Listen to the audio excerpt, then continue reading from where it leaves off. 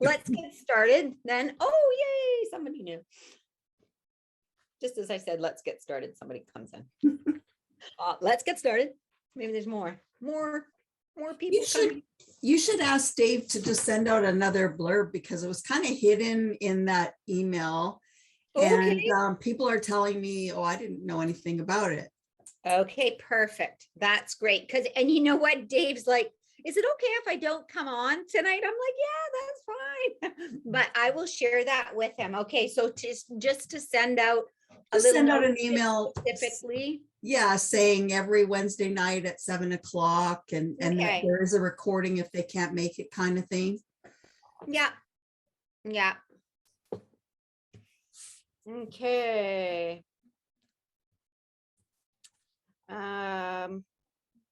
Okay. I'll pass that on to him. Good.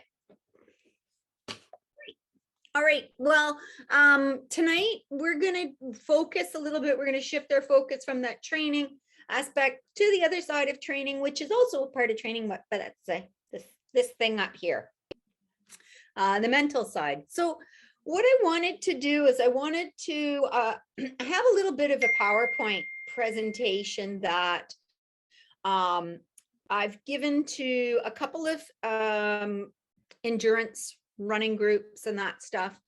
And it is about mental performance coaching. So part of the thing that I do is I coach athletes on the mental side of sport. So taking away from how we're training our muscles and everything, but how we're training our brain. So I'm going to pull out a couple of concepts from that tonight. Last time when we talked, the very first week, I kind of think that we spent a little bit of time on the goals. And so I kind of covered that. But I want to open it up just to ask, in case you might have missed the first night, or it might have been the second night. I don't know. I think I missed the first night. But just asking, are there any questions about setting goals, those 3 types of goals that we talked about? Would you like me to review them before we move forward, or are you good? Feedback, comment, chat, unmute yourself, or whatever. Anybody? I haven't had a chance to watch that first one, but I will. Okay. Yeah. And Shannon, any questions or anything about that? Same. Okay. Yeah. All right. We're good. Okay. So goal setting, definitely it's where when you guys signed up for your race, you set your goal, right? You signed up for an event.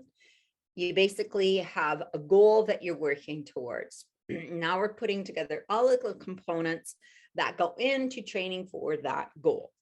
That goal, your race date, is your outcome goal.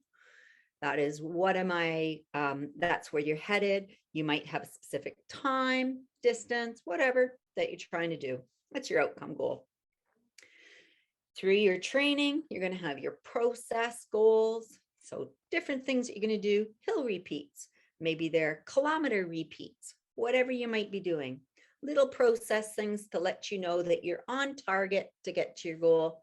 And then we have, those were the performance goals. And then we have the process goals, which are like those key, I like to think of them as keywords often. So for me, I always run like a football player running along like this. So my cue is always relax your shoulders, relax your hands, light feet, because I can be heavy. And those process goals just help to keep me back in that present moment. Okay. So we're going to shift a little bit. I am going to share my screen with you. And we're just going to look at another component of performance, mental performance training. And that is, let's go. I'm going to share my screen. Boop-a-doo. Share. Okay. So I like this little quote, every action an athlete takes has a mental component. So every time you're doing something that is towards your goal in performance, and we are all athletes, we're out there doing our stuff, there is a mental side of it. And so what we're going to target on is, what does that look like specifically in one area, which is your thoughts, your feelings, and your actions, okay, or your behaviors. So we're going to kind of go into this, okay? These are some of our mental skills. I'm just going to change. Where's my cursor? My cursor disappears when I have a PowerPoint up, so we're all staying on. So some of our mental skills, okay? Goal setting, what we've already gone through, little summary there at the beginning. We have visualization, mental rehearsal. We talked about that a little bit. Focusing and refocusing. This with our thoughts and that stuff, that comes a little bit into this. It also comes in when we think about confidence building, building confidence that you are able to do what you do. And so we don't always build up that confidence by meeting a physical standard. So doing what we'd call those performance goals, right? I'm going to run my 800-meter repeats at this time for 8 times. And then I know I can run my kilometer pace, whatever. That's going to build up my confidence for me to achieve my goal. But also what will really build up your confidence is your beliefs in yourself, self-talk, words you're using to describe yourself to yourself, and describing yourself to others. So we're going to look at that piece today. When we look at those thoughts, feelings, and behaviors, we're also going to be looking at emotion regulation. Okay. And I know I skipped the injury recovery, but we're going to be looking at that emotion regulation component there.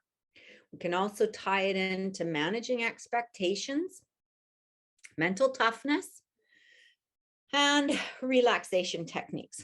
And by that, we can be getting out of our own way, getting out of our head. Okay. So let's see where we go here. So when we start to talk about that mental side of sport, this is a great place to start. And that is getting to know yourself. Be curious of yourself as an athlete, right? Start developing self-awareness. So whenever we look at whether it's physical, so injury recovery, muscle retraining, even doing any of our exercises that we do, even running, we have to have this awareness. Where is my body in space? Can I feel my glutes firing as I run up a hill? All of these things. Are my feet relaxed in my shoes? Are they not? Am I running like a football player or not? Right? But this self-awareness component can also be, what am I telling myself when things get tough? What am I saying? God, like, why did I sign up for this? What was I thinking? I'm an idiot. Are we saying that? Is that the talk that we're having? Or are we going, you wanted to get to this point. This is where the real work happens. Pull up your pants and let's go. So there can be different talks that we're having inside our head. So that's awareness. This means having a knowledge and perception of one's strengths and weaknesses. We all have them. Our thoughts, emotions, and behaviors, which is what we're going to talk a little bit more about. What motivates us and inspires us? What are our habits and our values and beliefs? Okay, so that belief component can really tie in to the thoughts, emotions, and behaviors.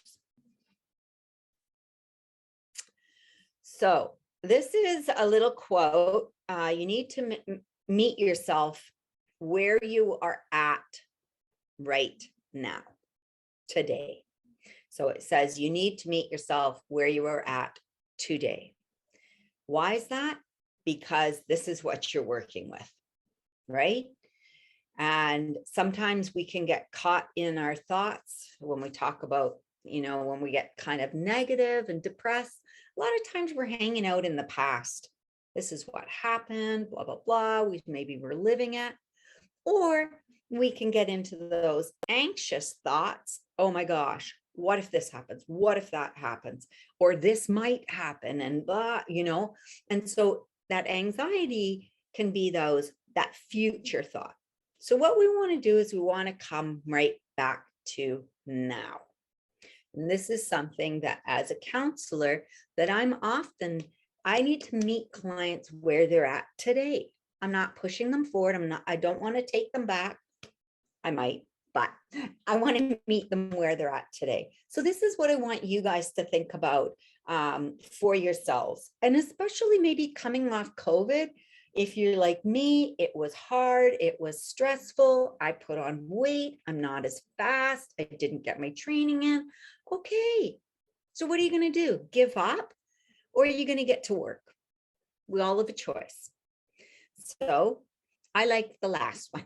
Get to work. Okay. Yeah. Okay. Potato chips are not a carbohydrate that you need in your diet every day. All right. So we just need to shift. So meet yourself where you're at today. Get to work on what you have. This is hard for athletes that have done really well successfully. And as they age, those times get slower. Maybe your performance declines. I love looking at that and going, oh my gosh, my agility isn't as good. Oh, I got to work on agility. Get out my little ladder, start to move my feet fast. I love things that challenge me. And that's, again, looking at those strengths and weaknesses. They're going to ebb and flow. Meet yourself where you're at today. All right. When we start to think about developing this self-awareness, you need to pay attention, especially to your thoughts, your feelings, and your behavior. Mood follows actions. So when I take action, that can shift my mood. And this is something that's interesting, that at times we, it doesn't always come down to I need to shift my thoughts. We'll just think positively and life will be wonderful. Maybe not. Okay. Life is going to get wonderful when we start to take those steps to make it wonderful. Our mood is going to follow. Those thoughts are going to shift. Action is a really big component of it. So I want you to think about this when it's that tough day, the weather is not very good outside, you may be tired, you've had a hard day at work or a hard day at home, or you've got to get up early because that's the only time you have to get your run in or your training in, and it's tough to get on your shoes. Mood follows actions. Okay, this is tough right now. Get my shoes on. Then go into the 10-minute rule. Okay, 10-minute rule. I'm going to put on my shoes. I'm going to go out for 10 minutes. And if I'm really not feeling it, I'm going to turn around and come home. Great. I've already got 20 in, right? 10 minutes out, 10 minutes back. Yay, I've done 20, even though I didn't feel like doing it. So mood follows actions. I'm still going to feel better about that than totally giving up, going back to bed, opening up the bag of potato chips, right? So yeah, think about that. These are some other things that we're going to go into that are laid out on this slide. Become more aware of just your strengths and weaknesses. We're going to go into that a little bit later. Identifying blind spots. Again, we'll go into that. And then our core beliefs and values is something that we'll spend some time on. So learning to pay attention. So I don't know if any of you guys have heard of cognitive behavioral therapy. It is a form of therapy that we use to get people that might be into a negative thought pattern. They're kind of ruminating on the same thing. And what we often find is that their thought that I'm no good, I'm not fast enough, strong enough, connects to how they feel. They don't feel very good about themselves. It relates to their behavior. Oftentimes, they're not doing anything at that time. And that can make that triangle go back and forth. It can also go other ways. But because my thought is negative, I might not do anything in my action area, right? Which is going to make me feel cruddy. I'm not going to feel good. So I like this little triangle that we use, that we can challenge not only our thought, but we might even work on that mood follows action, changing our behavior. This is something too that Andrew Beck, who did a lot of studies on cognitive behavioral therapy as related to depression. And what he came up with is this term called do nothingism. I love it, and I do it all the time. But do nothingism is this place where we're just kind of sitting, the thoughts are happening, our feeling is not great, but when we look at our action, I'm actually sitting, or I'm lying in bed, or I'm not doing anything, and yet I'm having this negative dialogue happen in my brain. So how can we shift that? Well, if I stand up, maybe if I put on my shoes, maybe if I go out, go for a walk, even getting up and making yourself a coffee, a cup of tea, you're changing your action. What's going to happen is there's going to be a shift in the body. There's going to be a shift in how you're feeling. Oh, I'm making tea. I really like tea. It's good. I find that I relax when I have that cup of tea. Guess what? We're starting to shift some of that thoughts and behaviors. How does this relate to performance? Well, from my experience working with a lot of athletes, how they talk to themselves can be quite negative. And the words they use can have a meaning that makes things not attainable or makes them tougher than they actually are. And sometimes with what we're training for, if you look at the terrain in Whistler, it's tough. It's tough terrain. So you get out there and it's hard. Yeah, it is. So we can either have that feeling that, okay, this is tough. All right, I signed up for tough. Awesome. All right, it's going to take a little extra work. How do I feel about that? Well, I'm not too happy about it, but I signed up for it and I'm going to start practicing running those hills. Okay, I'm out there running the hills. All right. Okay, feeling winded, feeling different things, but I'm doing the training for that. That might start to shift how I'm feeling. So I'm a real big believer on this. The majority of times when I've worked one-on-one with athletes, one of the biggest things that comes up is either a belief they have about themselves that we need to shift, or a word that they're using to describe something that needs to be changed. I'll give you an example. I worked with a woman who's a good runner, done many ultras. And as we started talking, she had a race that she didn't have the performance she wanted. She had some good training going in, but she just felt like she was, instead of going up, she kept going down, even though she was training the same. But her performances weren't happening. And when we started talking, she kept on using the word pain. God, it was painful. That was painful. And I asked her, is it pain or is it discomfort? She thought about it and she was like, well, yeah, I get pain, but it's uncomfortable. It's discomfort. Oh, well, what about the next time that you're doing those hill repeats or you're running up that mountain, that you think about the discomfort and maybe think about you're going to have that. You're going to have it in your race, right? So we want to meet it before we get to our race because we want to know how we're going to manage it. So she did this, she started to do this shift from pain, which pain is real.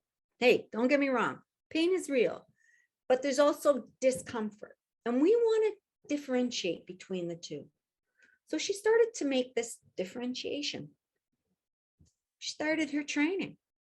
Next time I saw her, 3 weeks later, she comes back, she goes, oh my gosh, Christine, every time I go up those hills, it's uncomfortable. I'm meeting discomfort.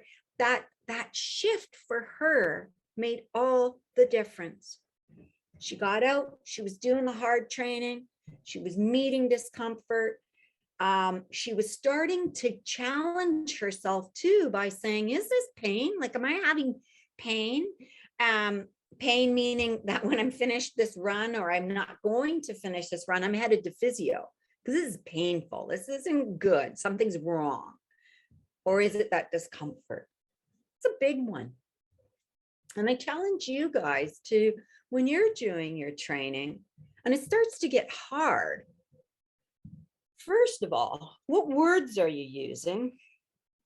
Are you okay with it getting hard and getting tough and feeling uncomfortable? People don't really like to sit in uncomfortable, but I think as athletes, we might sit there a little bit more physically. We might not want to sit there mentally, but we'll sit there physically. And so I'll challenge you to just in your next week or a couple weeks of training, sorry, I got an itchy nose. In your next weeks of training, just to say, okay, when it's getting tough, what do I do? Do I give up before the end, or do I kind of keep pushing? All right. This morning I was at a CrossFit workout. We had to do 4 rounds. We were finishing up, but you had to do a kettlebell swing and some cardio. And at the end, we were finishing up the cardio. And I got on my bike and, I was almost at the end and I thought, no, keep going. I watched my RPM the whole time on that bike. And it was like, keep it up. No, get up, get your RPM back up to 90. Let's go.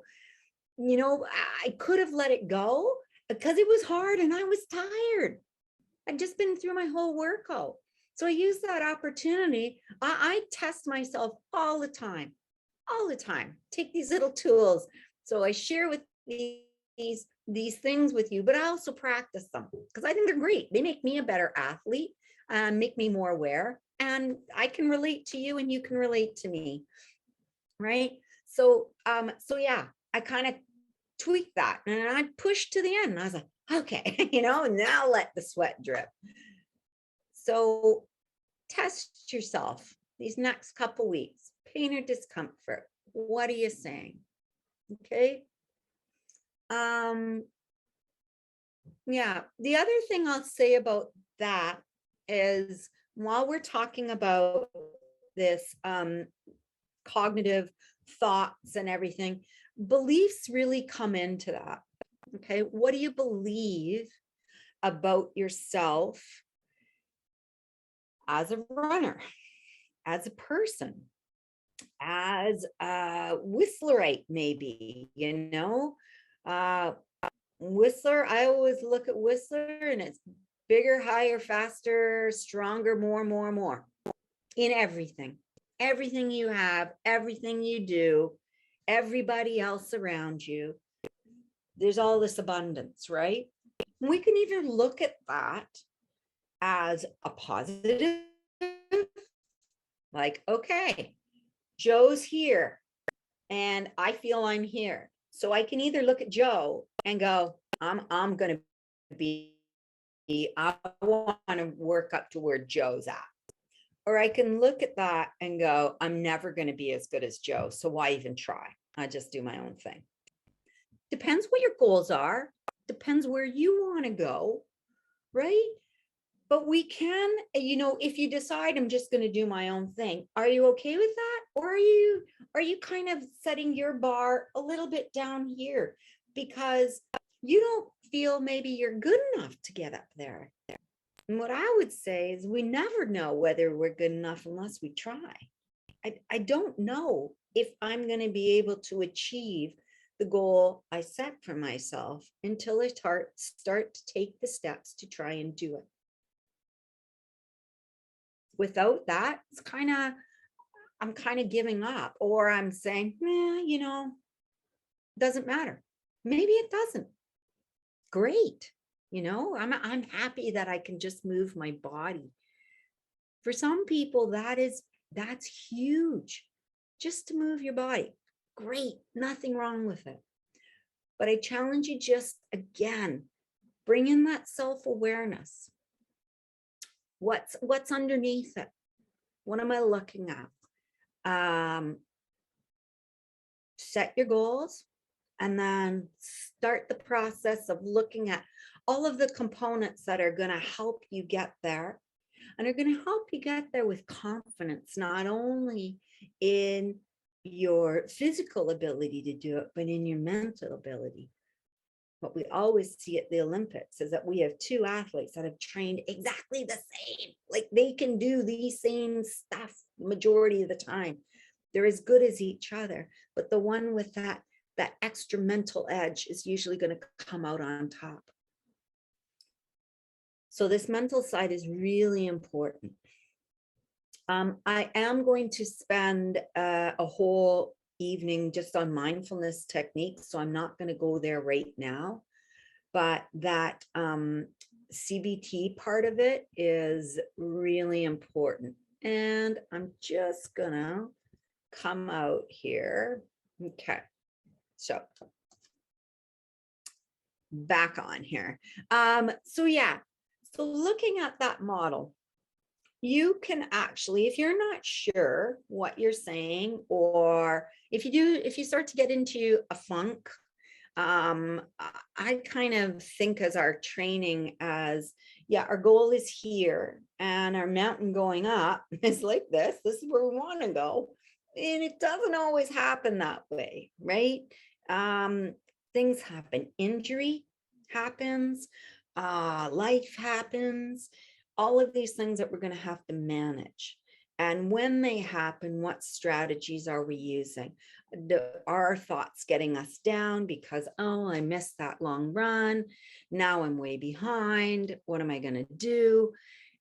What's my thought pattern around that? How am I starting to feel? And how do I shift out of it? Okay. Action is one. Okay. Well, today I'm meeting myself where I'm at. I missed my long run. I didn't get it done. Okay. What do I need to do this week to get myself back on track? Okay. Meet yourself where you're at. That thought challenging. As I said, the CBT model, I'm going to make my little triangle here. That CBT model is often used in both counseling anxiety and depression. And it can, some of the techniques that we use with that is challenging thoughts, reframing thoughts. If I'm always saying, God, this running is so hard. Okay, what am I telling myself? What am I telling myself with that statement? Wow, running's hard. Great. What does that mean? Am I looking at it like I can do hard things? Is it that positive? Or, oh my gosh, I'm never going to get there? What's being said with that thought? So starting to look at how what we're saying is affecting us, right? I hate hills. I hate hills. Oh, another hill. Guess what? Whistler. You're either going up or you're going down. No, right? There's hills everywhere. So if I'm always saying I hate hills, that is actually really kind of working against me. I want to work with myself. Hey, right on. Faster I run up that hill, the faster it's over. That can be a reframe or a shift of perspective. So listening to what you're saying to yourself when you're running. Okay. Listening to yourself, what you're saying, even when you look in the mirror. or, when you're doing whatever, start to be aware of that dialogue that's happening. What are the beliefs behind that?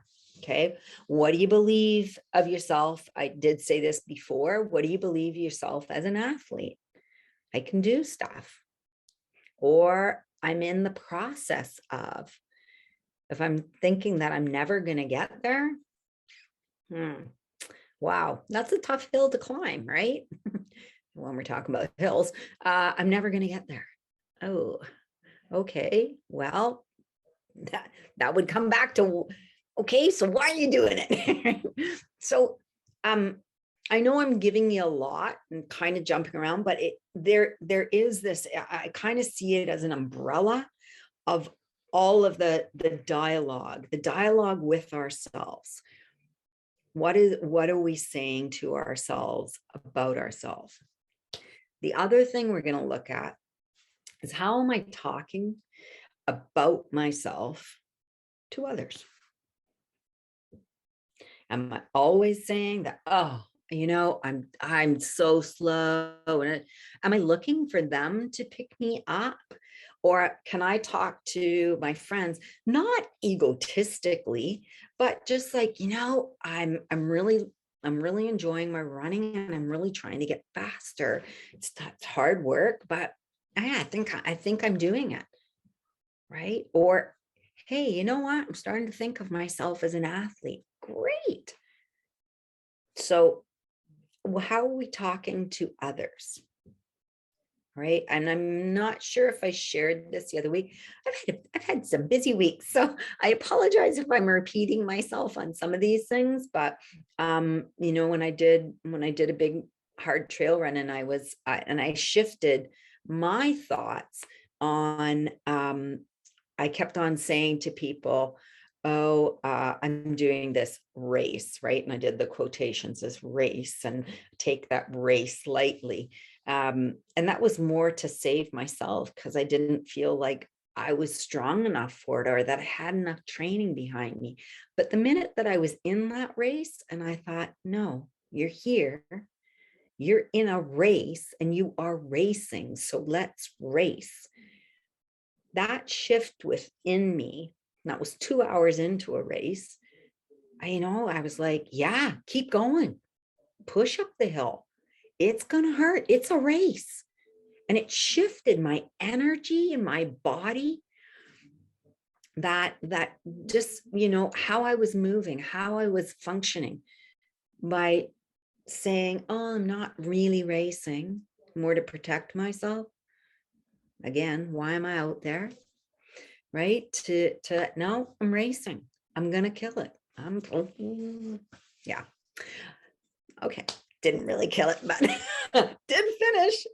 So yeah, play around with all this. Are there any questions about that?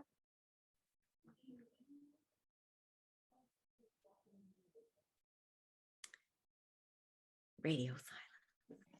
It's a good, sorry, it's Shannon. Go, Shannon. It's interesting as you're talking about it. As I'm running recently, since 2 kids and whatnot, and I look at everyone else around me, I've been saying to myself, I don't have a runner's body. I don't have that runner's body anymore. And yeah, that mindset, and that, yes, something to work on. Yeah. How might you shift that, if you don't mind me asking?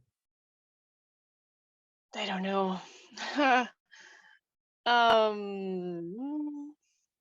I'm working on my athleticism. I don't know. Yes.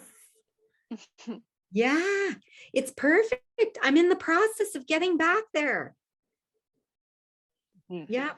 And there is that self-compassion component. And I know we hear a lot about it. It's really hard to have, but it's like, you know what? No, I'm doing it. I'm going to do the hard work.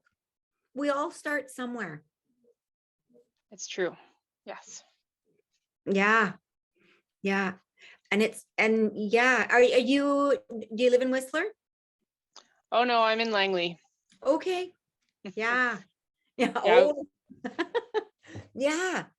So that is that's a great place for you to just start the shifting for yourself. Yeah. Wow. I've had 2 kids and I'm coming back and I'm running again. Awesome. Yes. Yeah. Yeah. So that's good. That's a neat shift that you can have. So first, I just want to acknowledge that you have the self-awareness to pick up on what you were saying. And now you have the opportunity to start to shift it and move it forward along with your training. So take your mind with you as you train. You know, don't it's like 2 things working against each other. I'll never have that body, but I'm going to keep running. Yes. Meld them together. Yes. Thank you. Yeah, right on. Anybody else?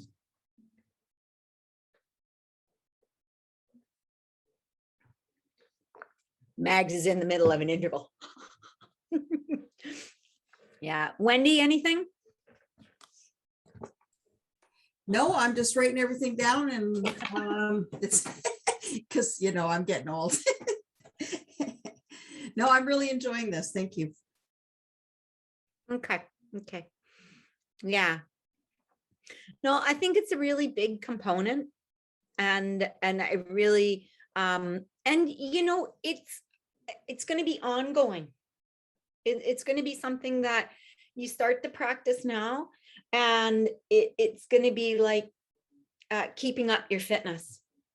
We kind of have to keep it going because different things are going to come at us as we're going through, and we're going to have to shift back. So find strategies that might work for you, whether it is coming up with a reframe, whether it's coming up with a keyword, whether it's a, you know, a great shirt you get that, you know, woohoo, I'm awesome. Just different strategies, and writing out your goals too sometimes helps to shift, because when we write out our goals, it can help us with our why. Okay, I'm doing this today. I'm getting out and running, and you know, it's for our fitness, it's for our health, it's for longevity, it's for kids, it's for everything. There's a really big umbrella around it. So yeah, do all of that. Yeah, and doubts are going to come, right? Doubts about ourselves, doubts about our abilities, they're going to come. We're going to meet them, and it's how do we choose to move forward with them.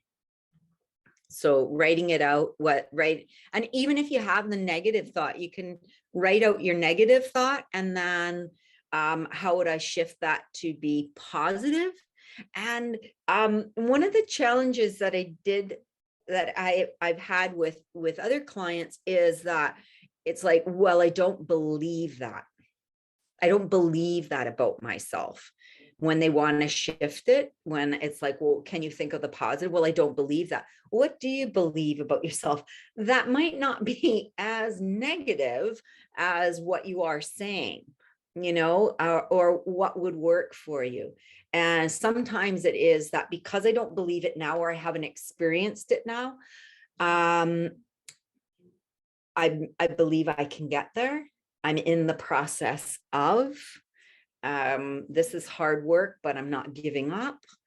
All of these different techniques, different strategies. So we want to make it realistic, but we also want to make it moving us forward. It's got to kind of have a little bit of a push in it.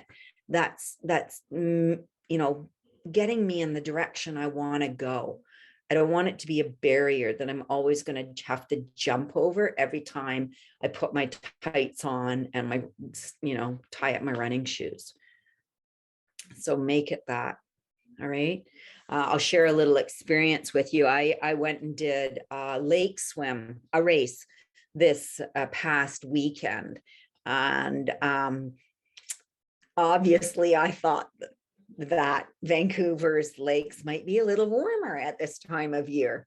guess what? No, they're not. They're freezing cold. So this was a swim up at Sassamat Lake. And I got in on the Saturday. The race was on the Sunday, got in on the Saturday, freezing cold. And I thought, oh my gosh, like it was so cold.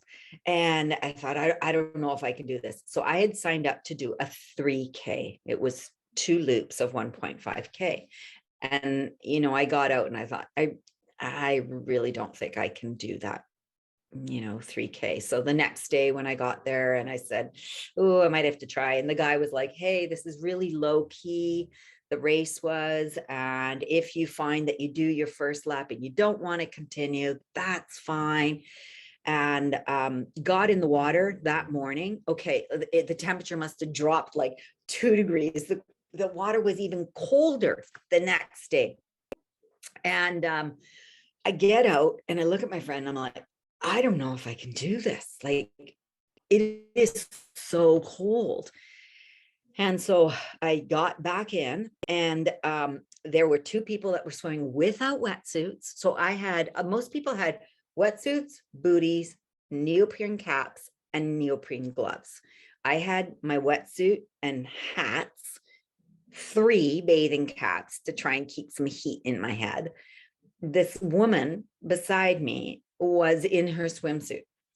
And so I'm kind of looking at her going, okay, that's what she's trained for. But I also looked over at these 2 people that were beside me and I said, oh, I'm really considering not doing it. It's so cold. And they said, us too.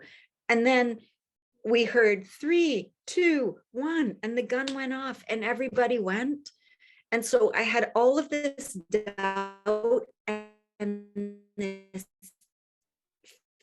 fear, like there was significant fear, and one went head in the water and off I went swimming.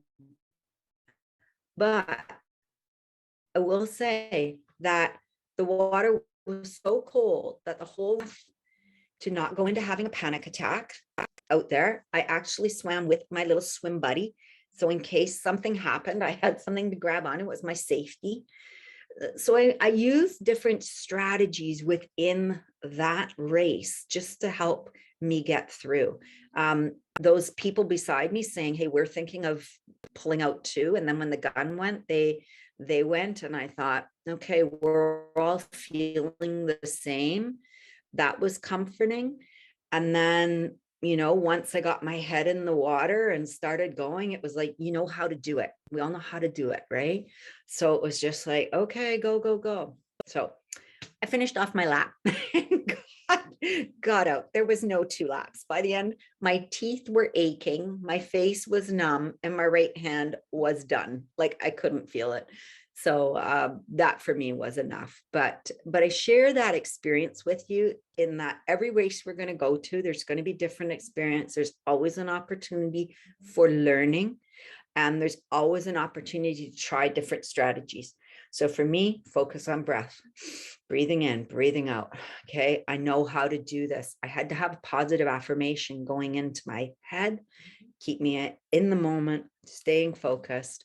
But also meeting that doubt. When I first got into that water, it was freezing cold and not wanting to do it, being scared, having that anxiety. So, yeah, it's really important that all of these things that we're learning, these tools we're learning, that we just start practicing them, knowing that at some point along the way, we're going to need to use them and they're going to benefit us. Yeah. So thank you very much for listening. If there's no other questions about that, or if anybody needs a different strategy, what I'm going to say with that cognitive behavioral stuff is for this week, look at the beliefs, look at the self-talk, figure out how you're going to reframe.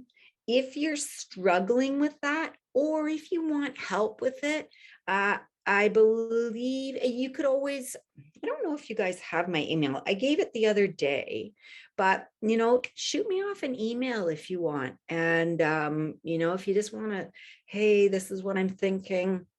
I'm happy to help you work through that. And yeah, so let me know if you need anything else around that. But if there's let me know if there's any other questions. We'll just take a few questions, and if not, we'll call it a night and head off in a positive direction. I want to know if the ladies in the bathing suit finished. Yes, and her husband, who wasn't wearing a wetsuit, did the 3K swim. Oh, wow. Yes, so they are part of a polar bear club or a swim club. They swim in the lake at Sassamat Lake. They swim there every weekend. Because I said to her after, I said, I am really impressed. Congratulations. And yeah, and she said, well, she was like, I'm in there every week. So it was nothing. Wow. She just trained it. Yeah. And she didn't even look cold. Like my teeth were chattering. She was just like, she was out in her swimsuit after, just her towel, and so it's so interesting. Ah, wow. Yeah. So she was really good. Mm-hmm. Well, I'm going to train some hills this week. Before I see you again, I'm going to do blueberry. Oh, fantastic. I'll do one Good of our job. workouts that we used to do. That's right. Yes. The blueberry repeats. You got it. Yeah. Yep. Well, that's great, Wendy. Anybody else? Any things?